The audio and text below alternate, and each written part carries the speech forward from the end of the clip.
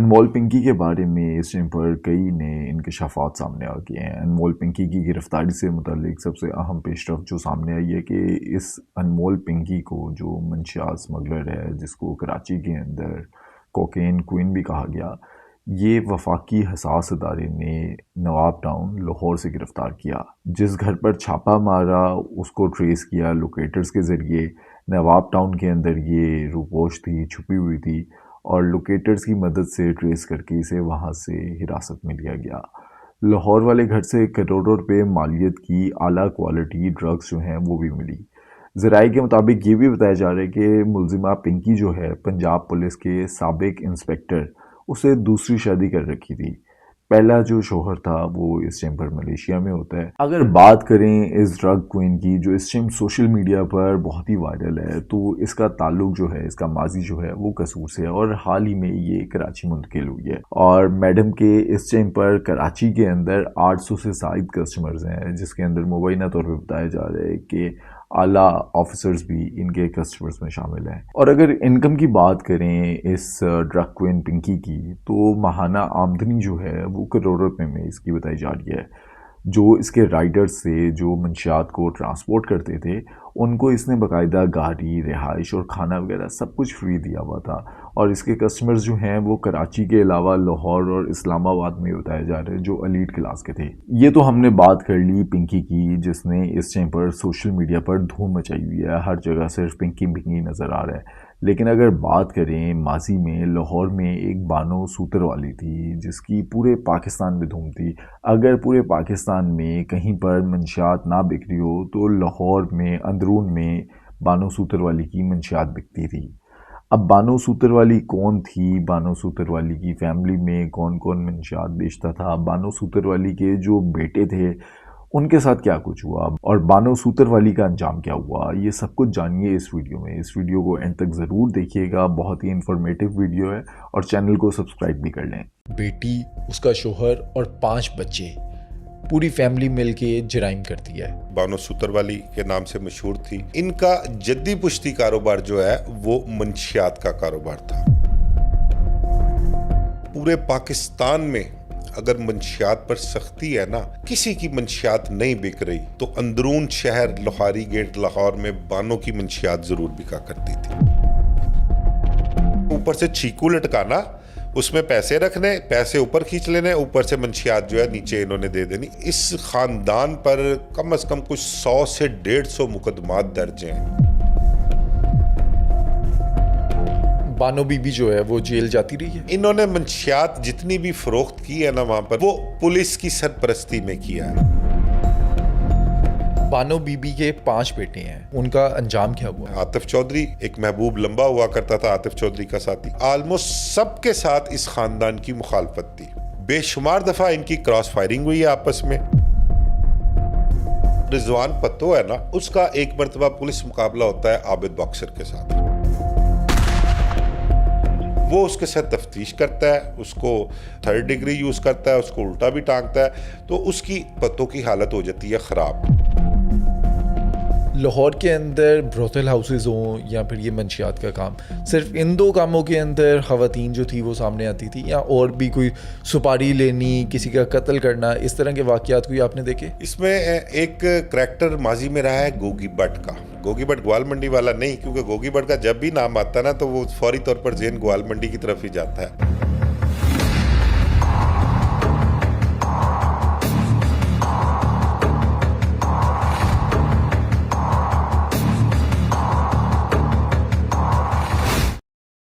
मिर्ज़ा साहब, अगर 90s के वाक़यात की बात करें, जहाँ पर हम देखते हैं टॉप 10 इश्तिहारी, वहीं पर हम एक गैंग ऐसा देखते हैं जो पूरी की पूरी एक फैमिली पर मुश्तमिल है। नाना की बात करें, बेटी, उसका शोहर और 5 बच्चे, पूरी फैमिली मिलके जराइम करती है। अब इनके कारनामे क्या क्या थे, पुलिस ने कैसे पकड़ा, इनका अंजाम क्या हुआ? भट्ट साहब, ये एक ख़ानदान है अंदरून लोहारी गेट का, बड़ा मशहूर मारूफ ख़ानदान है। और ये ख़ानदान जो मशहूर है, इसकी जो शोहरत की वजह है वो मंशियात का कारोबार था। ये बानो बीबी जो है ना, माई बानो के नाम से, बानो सूतरवाली के नाम से मशहूर थी। इनका जद्दी पुश्ती कारोबार जो है वो मंशियात का कारोबार था। आपको मैं बताऊं कि पूरे पाकिस्तान में अगर मंशियात पर सख्ती है ना, किसी की मंशियात नहीं बिक रही, तो अंदरून शहर लोहारी गेट लाहौर में बानों की मंशियात ज़रूर बिका करती थी। किसी दौर में भी इनकी मंशियात जो है वो बंद नहीं हो सकी। पुलिस रेड करती थी, उस रेड के कुछ कह लें कि चंद घंटों के लिए अगर मंशियात बिकनी बंद हो जाए उस रेड के दौरान तो हो जाए, अदरवाइज उस रेड के बाद फिर मंशियात वैसे ही वहाँ पर बिकना शुरू होती थी। और लोग इस तरह से वहाँ से मंशियात लेके जाते थे जैसे आप कह लें कि अपना किसी दरबार पे या कोई अपना न्याज नहीं बांट रहा होता कोई, इस तरह से इन्होंने मंशियात बेची है। और इस ख़ानदान पर कम अज़ कम कुछ 100 से 150 मुकदमात दर्ज हैं इन पर। ये ऐसा ख़ानदान है कि इस ख़ानदान पर बीबीसी ने जो है वो स्टोरी की थी, पूरा प्रोग्राम किया हुआ है इस पे, इस ख़ानदान पे, बानो बीबी के हवाले से, मंशियात के हवाले से कि इनका मंशियात का कारोबार था। अच्छा, बानो बीबी का जो वालिद था ना झंडे खां, वो भी शुरू से ही मंशियात फरोश, मैंने कहा ना जद्दी पुश्ती कारोबार है, उनका भी मंशियात का ही काम था। और अंदरून शहर लोहारी गेट में एक बड़ा मशहूर है झंडे चौक, ठीक है, वो इसके बानों के वालिद के नाम पे उसका चौक का नाम रखा गया हुआ है। अब अंदरून लोहारी जो है ना, वो मैं आपको बताऊं कि अंदरून लोहारी में बदमाश बहुत पैदा किए हैं, वहाँ से बड़े बदमाश निकले हैं। आतिफ चौधरी वहाँ पर, आतिफ चौधरी वहाँ से निकला, बाबा नीफा वहाँ से निकला, नदीम पोपा हुआ करता था, एक बिल्ला शकूरे वाला, एक बिल्ला चमकती तलवार, बाबर चांदी वाला, एक गोगी था, फिर इमाम बख्श का बेटा एक सोहेल काना, एक टीपू, मतलब कि बड़े नामवर किरदार जो है ना वहाँ से निकले हैं। मुल्ला मुजफ्फर भी अंदरून शहर का। मैं आपको स्पेसिफिकली अंदरून लोहारी की बात बता रहा हूँ मैं, जहाँ का ये ख़ानदान रिहायशी था। इन बदमाशों के नाम गिनवाने का मकसद ये है मेरा कि मैं आपको ये बताऊँ कि इस ख़ानदान की इन तमाम बदमाशों से, इसमें टॉप 10 में भी लोग रहे हैं। आतिफ चौधरी स्टूडेंट लीडर रहा है, हालांकि स्टूडेंट वो था नहीं, लेकिन आतिफ चौधरी का एक बड़ा नाम हुआ है। एक महबूब लंबा हुआ करता था आतिफ चौधरी का साथी। ये सब उस अंदरून शहर लोहारी गेट के रिहायशी थे। अब ये जितने भी नाम मैंने आपको गिनवाए ना, तकरीबन आलमोस्ट सबके साथ इस खानदान की मुखालफत थी। मंशियात फरोशी के हवाले से इस खानदान का जो किरदार था वो था, बानो बीबी के 5 बेटे थे और वो पांचों बेटे ही जवान थे, तगड़े थे, फिट थे और बदमाशी में कदम रखते थे। उन्होंने किसी को अपनी ज़िंदगी में माना ही नहीं। अगर कोई इनके साथ लड़ा है, इनके सामने आया है, तो ये उसके साथ बिल्कुल सीधे हो गए हैं। बेशुमार दफ़ा इनकी क्रॉस फायरिंग हुई है आपस में। हालांकि आतिफ चौधरी, नदीम पोपा, बड़ा नाम हुआ है इनका और बड़े हाथ छूट हुआ करते थे, 1 सेकंड से पहले गोली चला दिया करते थे। असद प्रिंस का हमने पॉडकास्ट किया, असद प्रिंस भी इसी ग्रोह से ताल्लुक़ था, आतिफ चौधरी वगैरह से, ठीक है। बड़ा निडर, बड़ा बहादुर करैक्टर रहा वो उस दौर में, लेकिन ये सब उससे भी मत्थे लग जाते थे, उसके भी सामने खड़े हो जाते थे। इनके मुतल्लिक जो पुलिस अफसरान हैं वो ये बताते हैं, बल्कि बदमाश लोग जो हैं, रस्सागीर डेरेदार, वो भी कहते हैं कि बानो बीबी के बेटों ने कभी किसी को माना ही नहीं, कभी किसी को अपने सामने खड़े होना ही नहीं दिया, हर किसी के साथ उन्होंने मुतक्का लगाया। अच्छा, अब ये जो झंडे खान था, इसकी बेटी बानो सूतर वाली, वो मंशियात का काम करती थी, उसके बेटे नहीं थे या बेटे जो थे वो भी मंशियात का काम करते थे? यार सारा ख़ानदान ही इस काम में मुलव्वस था, मैंने आपको बताया, और सबके खिलाफ FIR दर्ज हैं और मोस्टली कोई 80-85% FIR जो है वो थाने लोहारी में दर्ज हैं। आज भी उसका थाने लोहारी के रिकॉर्ड का हिस्सा है ये चीज़ें। जाके आप देखें, आपको 100 से ज़्यादा FIRs वहाँ पे मिलेंगी। कहते हैं कि 150 के लगभग इस ख़ानदान के ख़िलाफ़ FIRs दर्ज हैं। और मतलब कि इस तरह मंशियात बेचते थे कि ऊपर से चीकू लटकाना, उसमें पैसे रखने, पैसे ऊपर खींच लेने, ऊपर से मंशियात जो है नीचे इन्होंने दे देनी। इस तरह से वहाँ पर मंशियात बिकती थी। और नीचे कहते हैं लाइनों में लोग खड़े होते थे। बल्कि वहाँ पर कुछ 1-2 तगड़े बदमाश जो गुजरे हैं, उनके हवाले से भी बताऊं कि उन्होंने भी कोशिश की कि मंशियात का काम वहाँ पर लोहारी में शुरू किया जाए।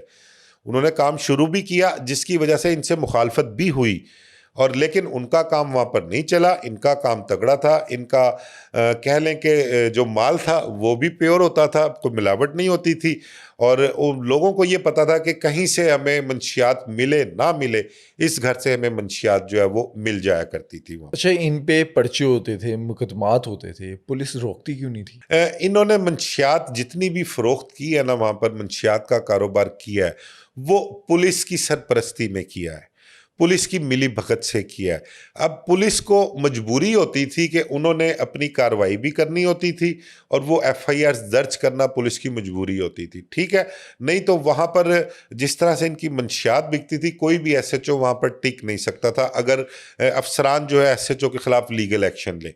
अब एफआईआर देने का मकसद ये होता था कि अफसरान को बताना कि जी हमने रेड किया है, कोई काबू नहीं आया, गिरफ्तार कोई नहीं हुआ, घर पर था कोई नहीं, जब थे तो भाग गए, और हमने वहाँ से ये मंशियात पकड़ी है। ये इतनी सी उस टाइम मंशियात के मुतल्लिक ना कानून इतना सख्त भी नहीं हुआ करता था, और मंशियात इतनी वो एफआईआर में दिया करते थे जिसकी बेल हो जाया करती थी। जेलों में भी गए हैं ये ख़ानदान, इस ख़ानदान के लोग, लेकिन जेलों से उन्होंने अपने केसेस को फेस किया, ज़मानतें करवा के बाहर आ गए, दोबारा अपने घर में बैठ के उसी तरह से मंशियात का कारोबार शुरू कर दिया करते थे ये। बानो बीबी जो है वो जेल जाती रही है। हाँ, बानो बीबी को भी गिरफ्तार किया गया, उसको भी जेल भिजवाया गया है, लेकिन वो फेस करते थे। वकला की टीम उनके पास हुआ करती थी, वो कहता ना एक टीम वर्क के तौर पे। तो टीम वर्क आप कहीं भी ले लें, वो चाहे किसी अच्छे काम के लिए ले लें, किसी बिजनेस के लिए ले लें, चाहे ये अपना बुराई की तरफ आ जाएं, आप बुरे कामों के लिए ले लें, तो टीम वर्क जहाँ होता है वहाँ पर उनको कामयाबी मिलती है। तो बड़ी कामयाबी के साथ ये अपना कारोबार करते रहे हैं वहाँ पर। अच्छा, बचपन में मेरी दादी, क्योंकि वो भी लोहाड़ी से थी, वो स्टोरी सुनाती थी। वो बताती थी कि बानो सूतर वाली जो है वो चोरी के बर्तन जो है वो बेचा करती थी। इस खानदान पे मैं आपको बताऊं कि मंशियात के अलावा चोरी, डकैती, पुलिस मुकाबलों के पर्चे, कत्ल के पर्चे, इक़दाम कत्ल के पर्चे, तकरीबन हर दफात के तहत हर नौयत के मुकदमा इस खानदान के खिलाफ दर्ज हैं, और ये वाकई में इन मामलात में मुलव्वस हुआ करते थे। और बानो बीबी की मैं आपको बताऊं, माई बानो ने जो अपनी ज़िंदगी गुजारी है ना, वो बड़ी मर्दानावार ज़िंदगी गुजारी है। उसको तो माई तो अब खैर खातून के हवाले से उसको कहते थे माई बानो, लेकिन वो मर्दों से भी 4 हाथ आगे हुआ करती थी, और बड़ी मतलब कि बदमाशी उसने की है। उसके सामने कोई आम बंदा जो है वो खड़ा नहीं हो सकता था, वो वेरती थी हर बंदे को, और बड़ा टिका के जवाब दिया करती थी, जैसे कि मर्द भी जवाब नहीं दिया करते। उसने इस तरह से कारोबार भी किया है और ज़िंदगी भी इसी तरह से गुजारी है, और यही वजह है कि उसने उसकी इस बदमाशी की वजह से, या उसके इस मर्दानावार रवैया जो हुआ करता था, उसकी वजह से उसके जो बेटे थे उन्होंने बदमाशी लाइन में कदम भी रखा, और वो किसी को माना नहीं करते थे। ये उनकी ट्रेनिंग का हिस्सा कह लें कि उनकी माँ की तरफ से या ख़ानदान की तरफ से उस नौजवानों की जो थी ट्रेनिंग थी, ये उन्होंने किसी को नहीं माना। उन्होंने बदमाशी की, टिका के की, किसी को नहीं माना, किसी पुलिस वाले को नहीं माना, किसी पुलिस अफसर को नहीं माना। पुलिस के साथ जहाँ कहीं आमना सामना हुआ है, उनकी क्रॉस फायरिंग हुई है, आपस में क्रॉस फायरिंग भी की है उन्होंने, कई कत्ल भी किए हैं उन्होंने, बहुत सारे मामलात हुए हैं, पुलिस मुकाबलों के मुकदमा उन पर दर्ज हुए हैं। अंदरून शहर छोड़कर बाहर भी उन्होंने रिहाइश इख्तियार की, जाके बाहर भी उन्होंने रिहाइश रखी, लेकिन जहाँ कहीं कभी पुलिस को पता लगता था, पुलिस उनको रेड भी करती थी। कहीं रास्ते में आमना सामना होता था तो वहाँ पर भी पुलिस का उनके साथ मुकाबला होता था। तो इन सब भाइयों ने इसी तरह अपनी ज़िंदगी गुजारी है। बानो बीबी के 5 बेटे हैं, उनके क्या क्या वाक़यात हैं, क्या क्या कार्रवाइयाँ की, उनका अंजाम क्या हुआ? बट साहब, बानो बीबी के जो 5 बेटे थे ना, उनमें से एक बेटा जो था ना, वो इत्तफाकिया तौर पर छत से गिरकर मर जाता है उसको। अब पीछे रह जाते हैं उसके 4 बेटे। अब 4 बेटों में एक बेटा है उसका कमाल उर्फ पीची, एक बेटा है रिजवान उर्फ पत्तो, और एक बेटा है नादू उनका। अब इनके जो कुछ मामलात, कुछ वाक़यात मैं आपके साथ शेयर करता हूँ। जो रिजवान पत्तो है ना, उसका एक मरतबा पुलिस मुकाबला होता है आबिद बॉक्सर के साथ। अंदरून शहर रंग महल में ना एक बड़ा ही मशहूर व मारूफ एक बाहरी रेस्टोरेंट है, वहाँ पर अपना चरगे वाला अक्सर ये वहाँ पर खाना खाने जाया करते थे। अब इन्फॉर्मेशन आती है पुलिस के पास कि ये इसने रिजवान पत्तो जो है ना वहाँ पर खाना खाने के लिए जाना है उसने, या बैठा हुआ है वहाँ पर। आबिद बॉक्सर और दीगर जो है वहाँ पर रेड करते हैं, इसको पकड़ते हैं, गुत्थम गुत्था होते हैं, तो आपस में पुलिस की गोली चल जाती है, मुकाबला हो जाता है। लेकिन उस मुकाबले में ये पत्तो जो है ना वो पकड़ा जाता है। काबू आ जाता है। अब इसको पकड़ के ले जाती है पुलिस। तो उस दौर में एक एएसआई हुआ करता था, मलक मनसब। अच्छा, इससे पहले ना पत्तों ने एक नाके पर फायरिंग की थी। बड़ा इंटरेस्टिंग सा वाकया है। एक नाके पे फायरिंग करके ना उन्होंने एक कोई मकसूद सूदी नाम का कोई पुलिस एहलकार था, वो जख्मी हो जाता है इस्लामपुरा में। इस्लामपुरा में। अच्छा, उस दौरान जब ये गोली मार के उसको जख्मी भी करता ना, तो ये उसके साथ भी गुत्थम गुत्था हो जाते हैं। अब वो गुत्थम गुत्था जब होते हैं ना, तो वो पुलिस एहलकार जो होता है वो इसके ना शोल्डर पर दांत काटता है, और बड़ी जोर से काटता है। मतलब कि वो बताता है कि मैंने जो दांत काटे हैं ना, उसके निशान कुछ जल्दी खत्म होने वाले नहीं है। उसके बाद ये मुकाबला जो आबिद बॉक्सर के साथ होता है, वहां पत्तों को जब वो गिरफ्तार करते हैं, तो एक मलक मनसब नामी थानेदार हुआ करता था उस दौर में। वो कहते हैं कि मलक मनसब जो है ना, वो अफसरान को कहता है कि जी ये रिजवान पत्तो जड़ा ना तफ्तीश वास्ते मैनू दे दियो, मैं इहदे चो बड़े कतल तानू कढ़ के देंगा, इन्हें बड़े कतल कीते ने। वो उसके साथ तफ्तीश करता है, उसको 3rd डिग्री यूज़ करता है, उसको उल्टा भी टांगता है। तो उसकी पत्तों की हालत हो जाती है ख़राब। उसको हॉस्पिटलाइज किया जाता है, प्राइवेट हॉस्पिटल ले जाते हैं, इलाज माल जब पता लगता है कि उसके गुर्दे अफेक्ट हो गए हैं। अब पुलिस वालों को अपनी पड़ जाती है। अब बानो बीबी का सारी लाहौर पुलिस को पता था कि वो एक इंतहाई खतरनाक लेंज किस्म की खातून है, और उसने हमें माफ़ी नहीं देनी अगर पुलिस कस्टडी में उसका बेटा मर जाता है तो। अब वो क्या करते हैं कि वो इससे जान छुड़वाने की कोशिश करते हैं। एक ग्वाल मंडी का गालबन कोई काउंसलर हुआ करता था, सूदा सूदा नाम था उनका। वो उसको मैनेज करते हैं, उसका ताल्लुक होता है इस ख़ानदान से। उसको मैनेज करके रिजवान पत्तों को उसके हैंडओवर करते हैं और यहाँ से अपनी जान छुड़वाते हैं। अब वो इंटेरोगेशन, पुलिस एनकाउंटर, वो पुलिस वाले को जो गोली मारी थी, जो उसने मलक मनसब ने कत्ल निकालने थे, वो सब बीच में रह गए। पुलिस वालों को अपनी पड़ गई और पत्तों को से हाथ जोड़ के इन्होंने जान छुड़वाई और उसके हैंडओवर किया कि लो जी इसको आप ले जाइए। बच उसके गया। बाद उसका इलाज मालजा होता है, ठीक हो जाता है। वो पत्तो जो है वो अभी तक स्टिल अलाइव है। वो ये अभी कोई इस बात को भी मेरा ख्याल को 25 एक साल गुजर चुके हैं, लेकिन अभी तक वो कहते हैं कि जिंदा है पत्तो। लेकिन कहाँ पर है ये नहीं पता। कहाँ पर है ये नहीं पता। उसके मुतल्लिक जो कहा जाता है, वो कहते हैं कि आज से कोई 20 साल 22 साल पहले वो यहाँ से पाकिस्तान से स्किप करके अब्रॉड कहीं चला जाता है, और वहाँ से वो किस कंट्री में गया, आगे कहाँ गया, ये अभी तक सही तौर पर किसी को नहीं पता। मुतज़ाद इत्तलात हैं, कोई ऑस्ट्रेलिया में कहता है, कोई कनाडा में कहता है, मतलब कि कन्फर्म किसी को नहीं पता कि वो एक्चुअल है कहाँ। पाकिस्तान में अगर उसका किसी से कोई राब्ता है तो वो शायद कोई 1-2 लोग होंगे जिनसे राब्ता हो, अदरवाइज उसका राब्ता किसी से भी नहीं है। नहीं तो अब तक उसके मुतल्लक इत्तला मिल जाती कि वो कहाँ पर मौजूद है, क्या कर रहा है और पाकिस्तान में किस किस से राब्ते में है। ये अभी तक कंफर्मेशन किसी के भी पास नहीं है। बल्कि मैंने 1-2 कमेंट्स पढ़े थे इस हवाले से। कोई अपना प्रोग्राम में वो कुछ कहते हैं कि नहीं वो ऑस्ट्रेलिया में है, वो बिल्कुल ठीक है, वो अपने बीवी बच्चों के साथ ज़िंदगी गुजार रहा है। इस किस्म के कमेंट्स भी पढ़े हैं, लेकिन कंफर्मेशन इसके मुतल्लक किसी की भी नहीं है। अच्छा, बानो बीबी का एक बेटा छत से गिर के मर गया, पत्तो जो है उसका पता नहीं कि कहाँ पर है, लेकिन जिंदा है। बाकी जो 3 बेटे थे उनका क्या बना? उसमें एक बेटा इसका रेहान उर्फ नानी, उसके मुतल्लिक हमने अपने पिछले एक पॉडकास्ट में भी बताया था कि आपको बताया ना कि इन ख़ानदान की अंदरून शहर के जितने भी बदमाश मैंने आपको गिनवाए हैं ना स्टार्ट में, उन सब से इनकी दुश्मनी थी, सबसे इनकी क्रॉस फायरिंग भी हुई। बल्कि रेहान नानी के मुतल्लिक बताऊं कि रेहान नानी ने एक शालू नाम का लड़का था अंदरून शहर में, उसको मर्डर करवाया था। और उसको मर्डर किसके ज़रिए करवाया था? एक रांझा नामी शख्स था, और प्लानिंग सारी इसकी रेहान नानी की थी। जो शालू था ना, वो आतिफ चौधरी का बेस्ट बडी था। आतिफ चौधरी को इस चीज़ का रंज भी था, फिर इनके साथ मुखालफत भी थी उनकी। रेहान नानी जो है इकबाल टाउन में एक जगह पर किसी तंदूर शॉप पर जाता है रोटियां लेने के लिए। असद प्रिंस उसके साथ गालबन शायद आगा नवीद था या नदीम पोपा, इन दोनों में से कोई एक था उसके साथ। असद प्रिंस की नज़र पड़ती है रेहान नानी पर कि वहाँ पर तंदूर वाली शॉप पर ये आया है। जब उस पर नज़र पड़ती है तो वो उसका फ्लैशबैक में जाता है कि इसने शालू को मर्डर करवाया है, आतिफ चौधरी का जो है इसकी मुखालफत है। तो ये उस पर अटैक करते हैं और उसको वहाँ पर ऑन द स्पॉट मार देते हैं असद प्रिंस वगैरह। ये बानो बीबी का जो दूसरा बेटा था, ये उसकी भी यहाँ पर मौत वाक़या हो जाती है। अच्छा, हनीफा बाबा जो है उन पर भी इनमें से कोई भाई जो है फायरिंग करता है? मैंने बताया कि हनीफा बाबा जो थे उन्होंने स्टार्ट में शुरू में अभी उन्होंने पर पुर्जे नहीं निकाले थे। वो अमीरुद्दीन जो था अकबरी गेट वाला तारों वाला, उसके मर्डर में वो इन्वॉल्व नहीं हुए थे, बिल्ला ट्रक्का वाला के साथ अटैच नहीं हुए थे। उससे पहले हनीफा बाबा हनीफे के खिलाफ गालबन कोई अपना एक आधा कोई पर्चा कत्ल का ज़रूर हुआ था। वो इन्होंने कोई मंशियात का काम वहाँ पर शुरू किया था अंदरून शहर में।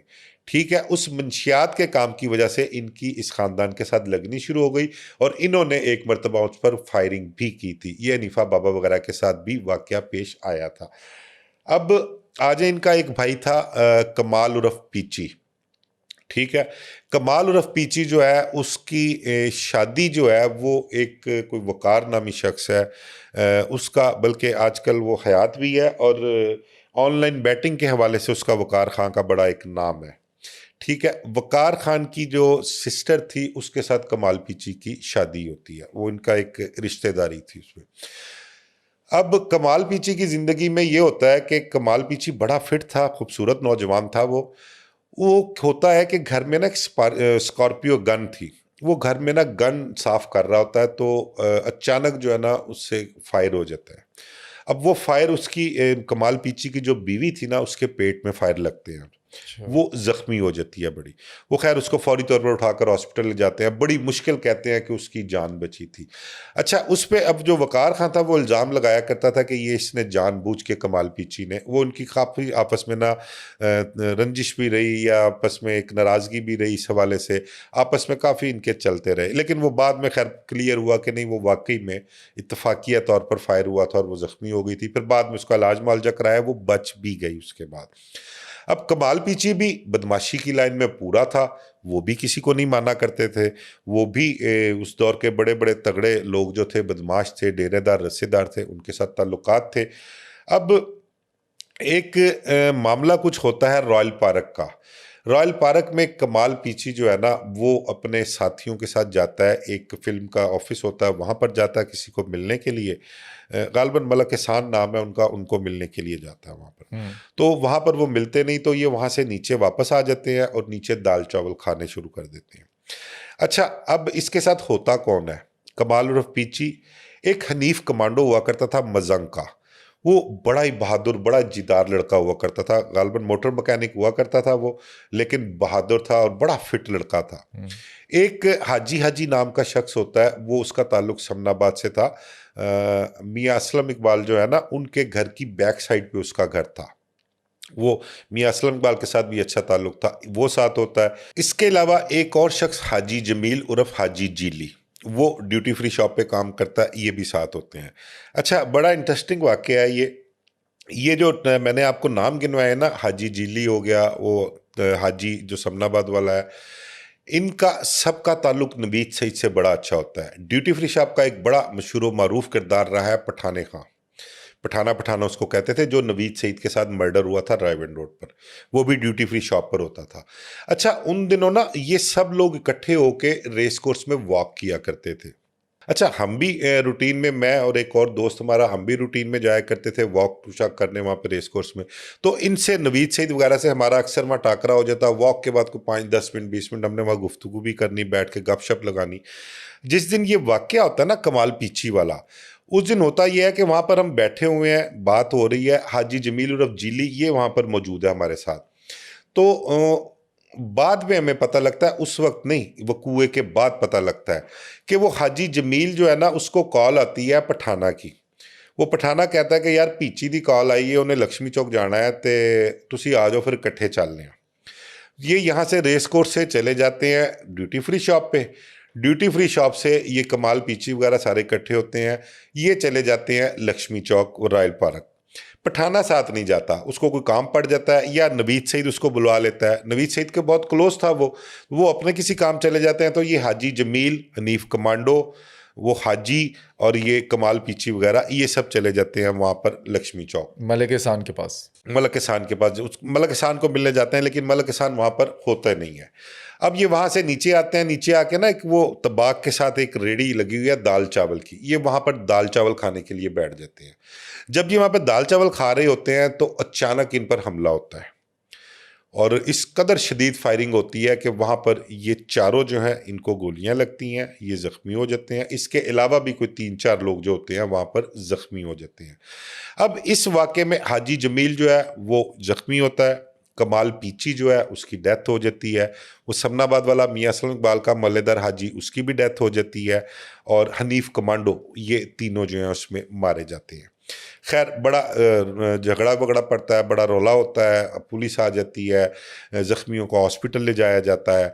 तो उसमें फिर पता लगता है कि एफआईआर में नाम जो है वो मलक एहसान का नाम आ रहा है। उसमें कोई मलक अमजद नामी कोई शख्स था और साथ उसके लोग थे जिन्होंने अटैक किया था। बाद में नाम जो पता लगा उसके बाद कि मलक अमजद नामी कोई शख्स था जिसने अटैक किया था, और उसकी भी कोई शायद इनसे कोई दुश्मनी थी या कोई मामला थे। बहरहाल उसके बाद कमाल पीची का जो बाप था वो यहाँ पर क्लोज होता है। अब पीछे रह जाता है कि बानो बीबी का एक और बेटा नादू। अच्छा। नादू जो है, अब नादू को पीछे जो है वो अंदरून शहर की जो मुखालफत थी, जो बदमाश थे, आतिफ चौधरी वगैरह, आतिफ चौधरी के दोस्त थे, वो सब उसके पीछे होते हैं।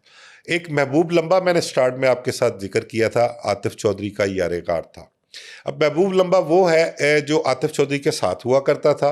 एक मरतबा आबिद बॉक्सर के साथ पुलिस एनकाउंटर हुआ पंजाब असम्बली की बैक साइड पे, ड्यूटी फ्री शॉप, वहाँ पर आबिद बॉक्सर का और इनका पुलिस मुकाबला होता है। उस पुलिस मुकाबले में ये महबूब लंबा गोली लगने से ज़ख्मी भी हुआ था और क्लाशनकोफ इसके हाथ से छूट गई थी, गिर गई थी, तो ये वहाँ से निकल गए थे। ये महबूब लंबा वो करैक्टर है। अब महबूब लंबा और एक और शख्स उल्लू नामी शख्स था, नौजवान था, वो भी बदमाशी लाइन में काम कर, या इनका कह लें कि शूटर था या इनका करिंदा था। ये दोनों जो है इनको लोहारी में ये नादू टक्कर जाता है। जब ये नादू का आमना सामना होता है तो ये फायरिंग करके उसको, नादू को भी मार देते हैं। तो ये देखें कि अब यहाँ पर बानो बीबी के जो 3 बेटे हैं वो भरी जवानी में सिर्फ क्या बदमाशी के नाम पर उन्होंने किसी को नहीं माना, भरी जवानी में कत्ल हो गए। वो उन तीनों की जिंदगी का बाप खत्म हुआ। एक बेटा जो था वो छत से गिर के मर गया। एक बेटा जो जिंदा है अभी तक, जिसके मुतल्लिक कहा जाता है रिजवान पत्तो, उसका ये कुछ नहीं पता कि वो कहाँ पर है भी या नहीं, लेकिन लोग कहते हैं कि वो है और किसी दूसरे मुल्क में मौजूद है, वहाँ पर वो अपनी ज़िंदगी गुजार रहा है। इसके बाद बानो बीबी जो है वो पता लगता है कि शायद चुबुर्जी पार्क वाली साइड पर या सांदे वाली साइड पर, वहाँ पर किसी मकान में शिफ्ट हो जाती हैं, किराए के मकान पर, और वहीं पर कहते हैं कि शायद उसकी डेथ भी हो चुकी हुई है और बानो बीबी अब हयात नहीं है। अच्छा, अपने टाइम पे किस तरह से इनके मामलात चलते थे? क्या उस टाइम पे पुलिस को कोई रिश्वत वगैरह देती थी? ये पुलिस के होते हुए जहाँ पर ये टॉप 10 इश्तिहारी हैं, पुलिस उनके पीछे भी पड़ी हुई है, इसका काम कैसे चल रहा था? देखें, मैंने आपको बताया कि बानो ने जो मंशियात बिकवाई है ना, वो पुलिस की सरपरस्ती में ही बिकी है, ठीक है। और बीबीसी ने इसकी स्टोरी की थी, आपको मैंने बताया। और पुलिस की मर्जी के बगैर जो है पेड क्राइम वो नहीं हो सकता, और जो मुकदमात दर्ज होते थे वो अपना मर्जी से हुआ करते थे। लेकिन जो मर्जी के अगेंस्ट मुकदमात दर्ज होते थे, मतलब कि ये नहीं कि हर एसएचओ जो आने वाला होता था वो अपनी मर्जी से मंशियात बिकवाया करता था। बड़े बड़े ऐसे एसएचओस थे, वो हमने देखे हैं, वो कहते हैं कि एक मंशियात की कमाई नहीं लेनी और एक औरत की कमाई नहीं खानी, यानी ब्रोथोलासुस की कमाई। उनका ये 2 कमाइयाँ हम पे हराम है, इसके अलावा बाकी जो कमाइयाँ हैं वो हम ले लें। ऐसे ऐसे भी उसूल पसंद एसएचओज, इंस्पेक्टर्स, अफसरान जो हैं वो माजी में गुजरे हैं। वो लोग भी आते थे जो किसकी कमाई से अपना पैसे नहीं लेते थे, और वो इनके खिलाफ कार्रवाइयाँ किया करते थे, वो मुकदमात भी दर्ज करते थे। उन्होंने इनको वहाँ से भगा के भी रखा, लेकिन ये छुपा के भी कह लें, सरेआम भी कह लें, इन्होंने मंशियात का कारोबार जो है वो जारी रखा। रिजवान उर्फ पत्तो का आपको एक और वाक़या बताऊं कि एक सब इंस्पेक्टर हुआ करते थे उस दौर में, फयाज उसका ना फायरिंग एक मुकाबले में हुई थी, एक उंगली ज़ाया हुई थी, उसका नाम ना फयाज फयाज टुंडा टुंडा। जो है वो रख दिए, सब कहते थे फयाज टुंडा के नाम से वो मशहूर था। बाद में वो डीएसपी प्रमोट हुआ, फिर उसके बाद उसकी डेथ हो गई बेचारे की, अल्लाह पाक गरीक की रहमत करे। तो उसके साथ भी रिजवान और पत्तों का एक दफ़ा आमना सामना होता है इकबाल टाउन में।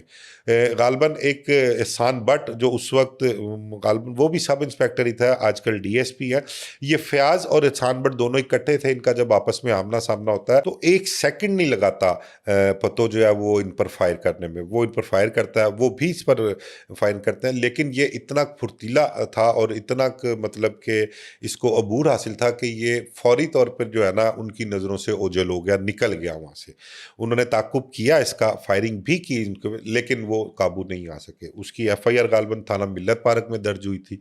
तो उसके बाद फिर ये पुलिस जो थी ना, मैंने आपको बताया ये फयाज और एहसान बट ये उस वक्त उमर विरक की टीम का हिस्सा हुआ करते थे। और फिर उमर विरक की टीम जितनी भी थी सारी वो इनके पीछे थी। ये वहाँ से इस मुकाबले के बाद अंदरून शहर में जो इनका घर थे वहाँ से भी रूपोश हो गए घर वाले, क्योंकि उनको पता था कि पुलिस की रेड होगी। फिर उसके बाद इन्होंने इकबाल टाउन के इलाके में भी कहीं रिहाइश किए रखी, फिर मुख्तलिफ जगह बदल बदल कर ये रहा करते थे। लेकिन बाद में आबिद बॉक्सर जो है वो इसे गिरफ्तार करता है। आबिद बॉक्सर ने इसको रिजवान पत्तों को रंगमहल से गिरफ्तार किया। और उसके अलावा एक आबिद बॉक्सर ने इनके एक और भाई को गालबन नादू को भी गिरफ्तार किया उन्होंने किसी जगह पर चुबुर्जी से गालबन, जहाँ मुझे याद पड़ता है चुबुर्जी में आबिद बॉक्सर ने इतला मिली थी, जहाँ पर इन्होंने रिहाइश इख्तियार की थी ना, गालबन सांदा का इलाका लगता है करीब, वहाँ से आबिद बॉक्सर को इन्फॉर्मेशन मिलती है। तो उसको नादू को जो है वो आबिद बॉक्सर ने गिरफ्तार किया, गिरफ्तार करके एफआईआर दर्ज की और उसको जेल भी भिजवाया। अब मैं कहा ना कि ये मुख्तलिफ मुकदमात में जेल जाते रहे हैं, लेकिन ये मुकदमात को फेस करते थे। एक टीम वकला की इनके पास हुआ करती थी जो इनके केसेस पर सू करती थी। और बल्कि एक बड़ा मशहूर व मारूफ करैक्टर उस दौर में हुआ करता था, आजकल मुझे उसके स्टेटस का पता नहीं कि स्टेटस क्या है, अकबरी मंडी का एक करैक्टर हुआ करता था सलाउद्दीन बट। सलाउद्दीन बट घी वाला के नाम से वो मशहूर है। वो इनकी पैरवी किया करता था, उसका इस खानदान से बड़ा अच्छा ताल्लुक था। अब वो ताल्लुक किस नौयत का था इस चीज़ का मुझे अंदाज़ा नहीं है, लेकिन वो इनके मुकदमात की पैरवी भी किया करता था, इनके पीछे भी आया करता था। और कह लें कि वकला की टीम जो हुआ करती थी उनको वो हैंडल किया करता था।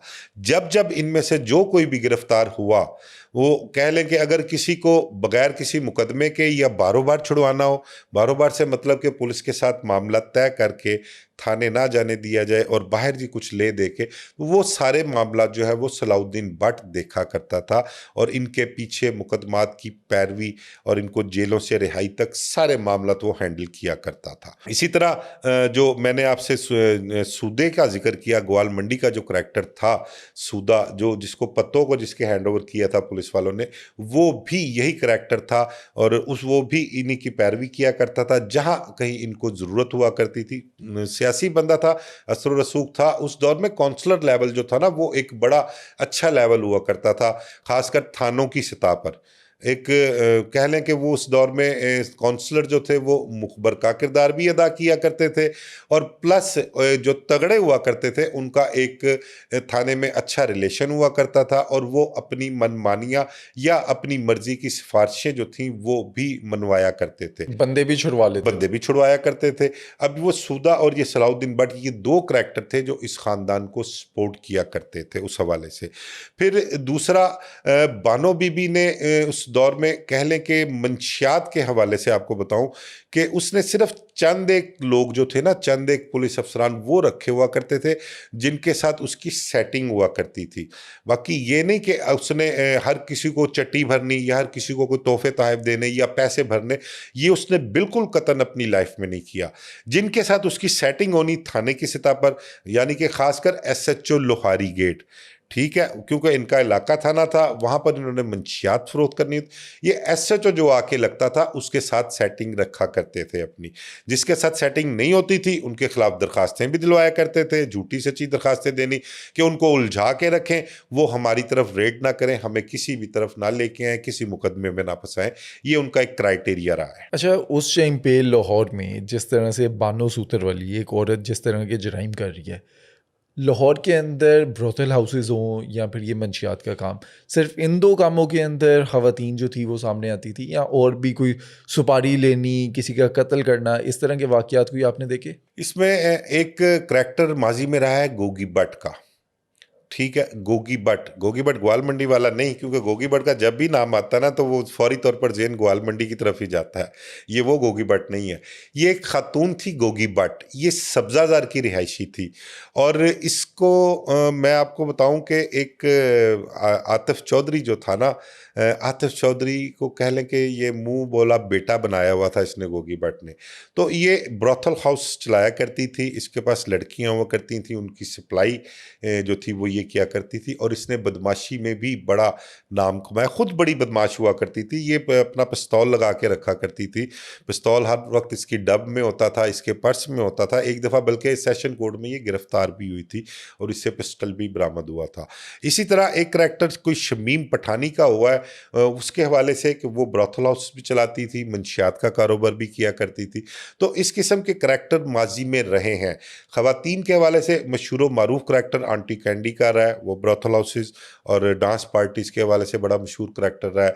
एक नगीना खानम हुआ करती थी, उसका बड़ा नाम रहा है। वैसे तो ब्रोथल हाउसेस में बड़े बड़े मशहूर उनके बड़े जो बड़ी उनकी कह लें ख़वातीन, उनकी बुज़ुर्ग ख़वातीन जो थीं वो ब्रोथल हाउसेस चलाती रही हैं। इवन के बड़ी बड़ी नामवर, मैं अब उनके नाम नहीं लेना चाहता, उनके मुतल्लिक भी यही है कि वो भी जो है बड़े बड़े अपना पॉलिटिशियंस को, बड़े बड़े ऑफिसर्स को जो है वो लड़कियां सप्लाई किया करती थी। वजह ये होती थी कि उन्होंने अपने मामलात, जितनी भी 2 नंबरियां हुआ करती थी, वो उनको स्मूथली चलाया करना होता था। तो इस हवाले से बड़े किरदार ऐसे हैं जो डिस्कस किए जा सकते हैं कि ये लोग, ये ख़वातीन किन किन लोगों को क्या क्या कुछ प्रोवाइड किया करती थी। अच्छा, उस टाइम पे ये जो ब्रोथल हाउस में ख़वातीन आती थी या जो लड़कियां आती थी जिनसे ये जिस्म फरोशी करवाई जाती थी, वो अपनी मर्ज़ी से आती थी या कहीं से उठाकर लेकर आते थे, या मजबूरी के तहत जो है उनकी फैमिली वाले उन्हें बेच देते थे? इसमें ना मोस्टली जो हुआ करता था ना, को उनका ताल्लुक लड़कियों का, जो ब्रोथल हाउसेस में इस्तेमाल किया करते थे ना जिन ख़वातीन का, लड़कियों का, मोस्टली उनको कह लें कि इनका ताल्लुक जो था ना इंतहाई मुतवस्सित तबके से ताल्लुक था। गुर्बत जो थी वो उस वजह, मेन वजह होती थी कि जो वो इस तरफ राग़िब होती थी या इस तरफ आया करती थी। चंद एक केसेस हुआ करते थे ऐसे कि जिनके मुतल्लिक़ कहा जाता था कि अगर कोई किसी को कोई उठा के ले आए या किसी को कोई छोड़ आए, इस किस्म के मामला चंद एक केसेस हुआ करते थे, सामने भी आते थे, केस रिपोर्ट भी हुआ करते थे, पुलिस भी इन्वॉल्व हुआ करती थी।